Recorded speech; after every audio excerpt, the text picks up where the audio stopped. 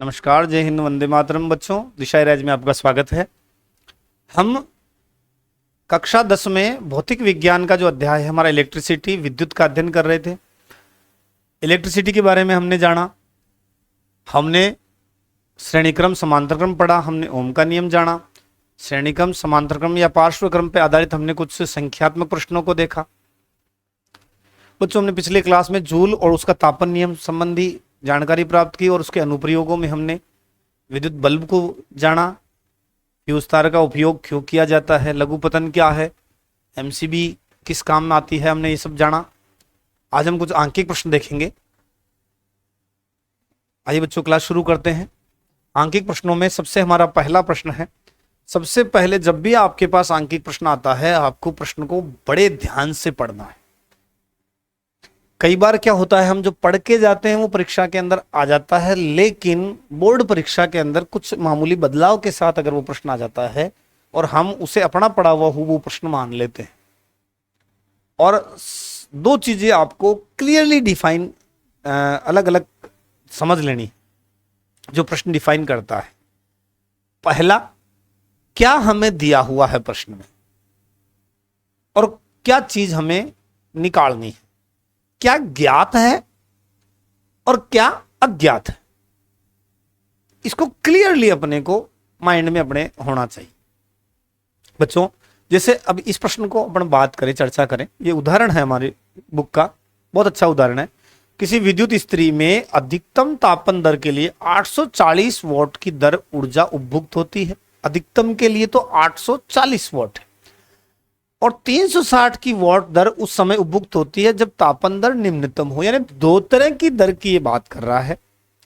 जब तापन दर क्या हो, अधिकतम हो, जब तापन दर क्या हो, अधिकतम हो, और दूसरा जब तापन दर क्या हो, न्यूनतम हो।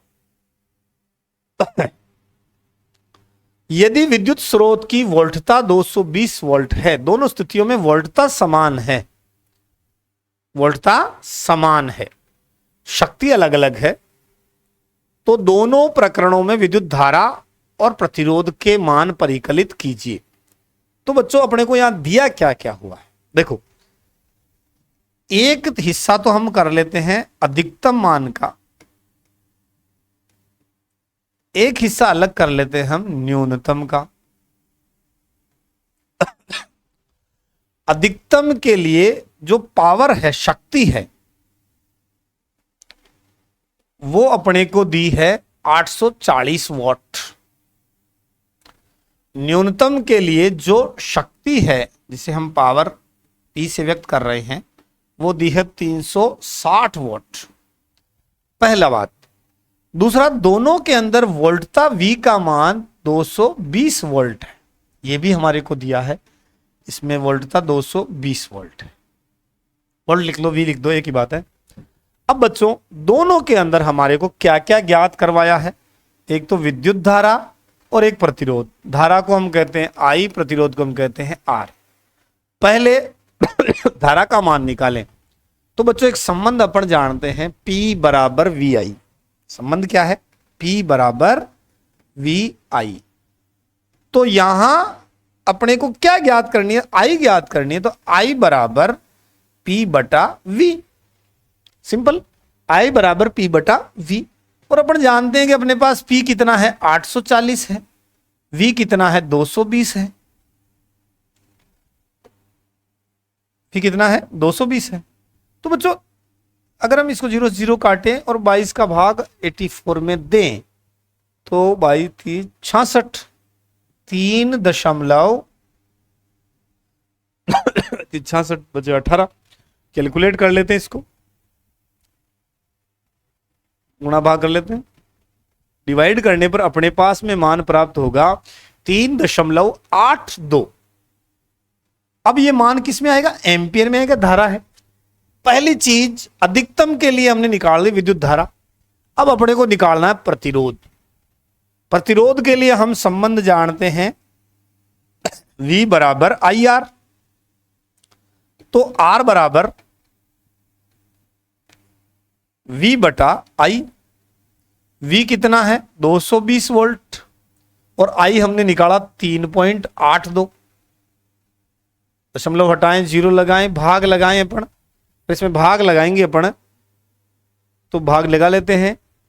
हाँ 220 आप कर लेना, 220 भाजक 3.82, तो अपने पास मान प्राप्त होता है 57.59, 5 को 5 से भी लिख सकते हैं, तो 57.6 अपने पास मान प्राप्त होता है। ये भी ध्यान रखना आप, ये मान क्या है, ये आर है, तो आर जो है वो किस में प्राप्त होगा, ओम में। तो अधिकतम के लिए धारा का मान अपने को प्राप्त हो रहा है 3.82 एम्पियर, पहला आंसर, और आर का मान अपने को प्राप्त हो रहा है 57.60 ओम, ये दूसरा आंसर। ये दूसरा, और ये तो अधिकतम के लिए। अब न्यूनतम के लिए सेम प्रोसीजर है बच्चों, वही बात P बराबर VI से। कौन सा फॉर्मूला, P बराबर VI से, तो I बराबर P बटा V। P क्या है 360, V क्या है 220, कट गया, 36 में 22 का भाग लगाएंगे बच्चों अपन, अपने पास आएगा 1.64। क्या है ये, I का मान है एम्पियर। अब अगर हम बात करें दूसरा मान अपने को क्या निकालना है, प्रतिरोध का। प्रतिरोध का ओम का नियम से निकालते हैं अपन, V बराबर IR, तो R बराबर V बटा I। V क्या है 220 वोल्ट है, I अपन ने अभी निकाल ली 1.64 है, भाग लगाएंगे 220 में 1.64 का, तो अपने पास मान प्राप्त होगा 134.15 ओम। न्यूनतम के लिए अपने दो आंसर क्या क्या आए बच्चों, धारा I का मान प्राप्त हुआ अपने पास 1.64 एम्पियर, और R प्रतिरोध का मान अपने को प्राप्त हुआ 134.15 ओम। ये अपने पास अपने को मान प्राप्त होते हैं। कोई मुश्किल नहीं है बच्चों, साधारण से इनके बीच में फॉर्मूला है और सिंपल सा अपने को इसको ज्ञात करना है। मैंने आपको एक चीज बताई, उस चीज को विशेष तौर पे आपको ध्यान रखना है, दिया हुआ है क्या चीज है और निकालना क्या है, ये दोनों चीजें अपने को ध्यान में रखनी है। अगला देखते हैं बच्चों, किसी 4 ओम प्रतिरोधक के प्रति सेकंड 100 जूल ऊष्मा उत्पन्न हो रही है, प्रतिरोधक के सिरों पर विभवांतर ज्ञात कीजिए। अब देखो प्रतिरोधक कितना दिया, 4 ओम दिया, आर का मान क्या है, 4 ओम है, आर का मान क्या है 4 ओम, प्रति सेकंड 100 जूल ऊष्मा उत्पन्न हो रही है, यानी एच का मान अपने को क्या दिया है 100 जूल दिया है, 100 जूल दिया है एच का मान। प्रतिरोध कितना 4 ओम, ऊष्मा कितनी 100 जूल। अब इसमें टाइम दिया 1 सेकंड में, तो टी बराबर हम ले लेते हैं 1 सेकंड। अब बच्चों ये तो अपने को दिया है, ज्ञात क्या करना है, विभवांतर ज्ञात करना क्या ज्ञात करना है, एक संबंध अपन ने पढ़ा था जूल का तापन नियम में, क्या था, H is equal to I square R T, पढ़ा था अपन ने संबंध, इसी के मान अपने को दिए हैं। अब भाई इसमें क्या मान नहीं दिया अपने को, आई का मान नहीं दिया, तो आई स्क्वायर या आई का मान अगर निकालें तो पक्षांतरण करेंगे। ये कुछ समझ में आ रहा बच्चा, क्या करेंगे अपने पक्षांतरण करेंगे। तो ये अगर हम बात करें केवल आई स्क्वायर की, तो ये मान हो जाएगा एच बटा आर टी, आई स्क्वायर इधर रह गया, आर टी इधर आ गया। अब केवल आई की बात करें तो ये वर्गमूल हो जाएगा एच अपॉन आर टी, ये संबंध अपने पास आ जाएगा। तो फिर से बात कर रहा हूं, अपन ने जूल के तापन नियम में ये नियम देखा था, जब आई ज्ञात करना है तो आई को इधर रखा, आर टी आ गया भाग में, और जब आई ज्ञात करना है तो स्क्वायर हटाने के लिए इसको हमने वर्गमूल में ले लिया। अब अपन निकालते हैं, आई बराबर रूट अपने पास पहले से है, एच का मान है 100, आर का मान है अपने पास 4, टी का मान है 1, आई बराबर रूट 100 बटा 4, आई बराबर रूट 25, आई बराबर 5, क्या है ये एम्पियर प्राप्त हुआ। अब अपने पास एक और मान अपन ने निकाल लिया, आई बराबर 5 एम्पियर, ये हमने निकाला है भी। ये क्या कह रहा था अपने को, क्या निकालो, विभवांतर। विभवांतर निकालते हैं अपन V बराबर आई आर से। V बराबर I कितना 5, R कितना 4, तो 5 और 4 मल्टीप्लाई होंगे तो 20 वोल्ट अपना इसमें आंसर अपने को प्राप्त हो जाएगा। समझ में आया बच्चों? बहुत आसान। वापस देखते हैं। जूल का तापन नियम काम में लेना है। जूल का तापन नियम क्यों? क्योंकि अपने को H का मान दे दिया, R का मान दे दिया, T का मान दे दिया, तो अपन क्या करेंगे, I निकालेंगे और I जूल के तापन नियम से निकालेंगे। I स्क्वायर बराबर RT। फॉर्मूले को अपन इस तरह से मैनेज करेंगे, सेट करेंगे, फॉर्मूले में मान रखेंगे, वर्गमूल करने पर हमें मान प्राप्त आएगा और V बराबर IR से हम उसको आंसर प्राप्त करेंगे। अगला देखें बच्चों, किसी विद्युत हीटर की डोरी जो है वो क्यों उत्तप्त नहीं होती जबकि उसका तापन अवयव उत्तप्त हो जाता है? डोरी उत्तप्त क्यों नहीं होती? क्योंकि डोरी का जो प्रतिरोध है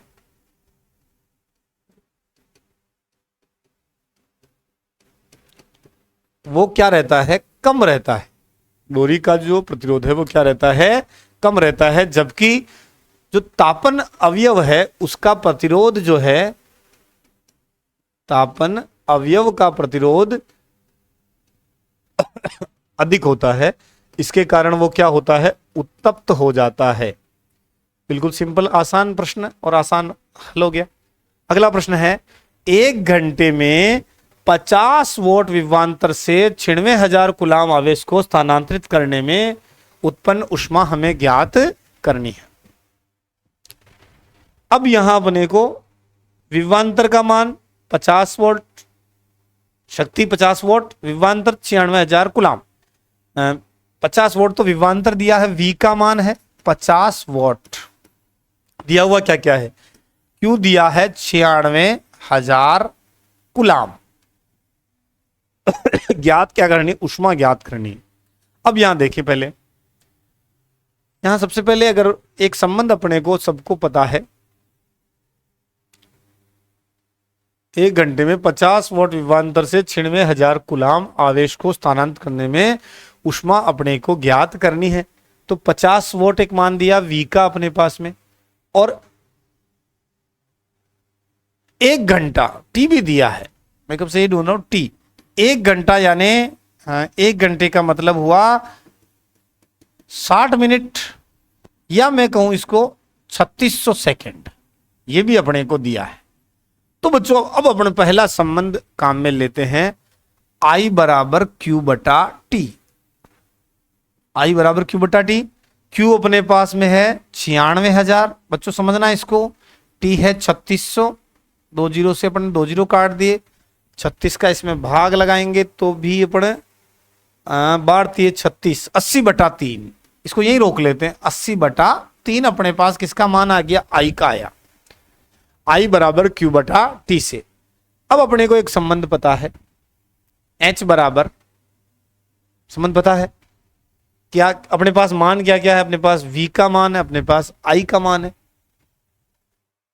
लेकिन R नहीं है, तो अपन अलग संबंध काम में लेंगे। अपन ने संबंध पढ़ा था एक, H बराबर VIT, इसी को यहां से ही काम में उठा लेते हैं अपन। H बराबर V का मान वहां कितना है? 50, I का मान 80 बट्टा 3 और T का मान 3600। समझा है बच्चों? बिल्कुल। 80 बटा 3 यहां पर निकाल लेना चाहिए, तो इसको मल्टीप्लाई कर लेते अपन। तो अगर हम इसको मल्टीप्लाई काटे करें, ये 1200 हो जाएगा, 12 पंजे 60, 6 टू 48। देखो जीरो कितने, 1 2 3 4 5, 1 2 3 4 5। भाई ये जीरो ज्यादा आ गए तो अपन इसको घात में ले लेते हैं, और इसको मैं लिख लेता हूं 4.8, 1 2 3 4 5 6, यहां पॉइंट ले आते हैं तो गुणा 10 की घात 6 जूल अपने पास इसका हल आंसर प्राप्त हो जाएगा।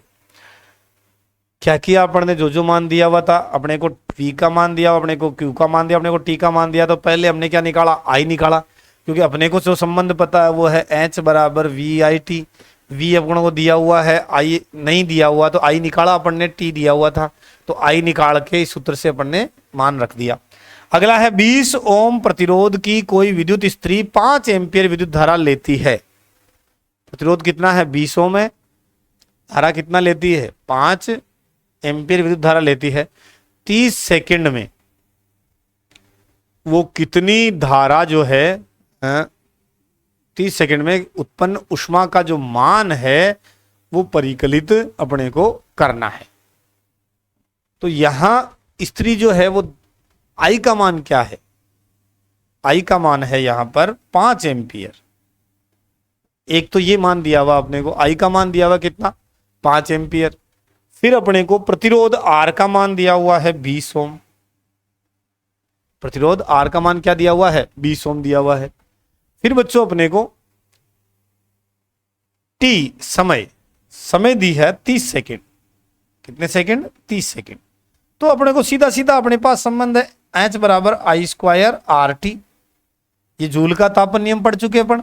H बराबर आई यानी 5 का स्क्वायर, आर कितना? 20, टी कितना? 30। तो यहां मान हो जाएगा H बराबर 25 गुणा 20 गुणा 30। 25 दूनी 50, 5 दिए 15। तो अपने पास मान आ जाएगा 15,000 जूल, या हम कह देंगे 15 किलो जूल। 15 किलो जूल अपने पास में इसका आंसर अपने को प्राप्त होगा। तो बच्चों इस तरह अपन ने आज कुछ संख्यात्मक प्रश्नों को देखा, और ये संख्यात्मक प्रश्न ज्यादातर जूल के तापन नियम पर आधारित थे। इनको हमने देखा, इनको हल किया। अगला इस पार्ट का लास्ट पोर्शन अपने पास बच रहा है, वो है विद्युत शक्ति से संबंधित। इसको हम जल्द ही लेके आएंगे। बहुत बहुत धन्यवाद। आप जुड़े रहिए दिशा राइज के साथ, अपने दोस्तों को शेयर करते रहिए। इनके नोट्स आपको अवेलेबल हो जाएंगे। आप चैट बॉक्स पे मैसेज डालिए। ऐप पे सब अवेलेबल है। यूट्यूब पे आपको निःशुल्क क्लासेज उपलब्ध है। आप इसका फ़ायदा उठाइए, पढ़िए और दोस्तों को बताइए और अपना भविष्य बनाइए। जुड़े रहिए दिशा राइज के साथ। बहुत बहुत धन्यवाद।